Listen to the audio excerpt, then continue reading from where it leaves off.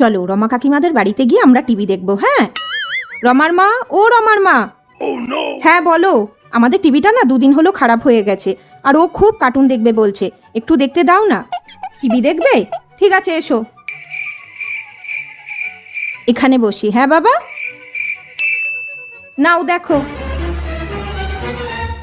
দেখো এই সুন্দর কার্টুনটা হচ্ছে। মা বেটা টিভি দেখতে এসেছে, সব সময় এখানে চলে আসা। দাঁড়াও দেখাচ্ছি মজা। লাইনটাই অফ করে দি, তাহলে মা বেটা আর টিভি দেখতে পারবে না। দেখো এবার কত কার্টুন দেখবে। কারেন্ট চলে গেল তো, তোমরা আর কি করে টিভি দেখবে?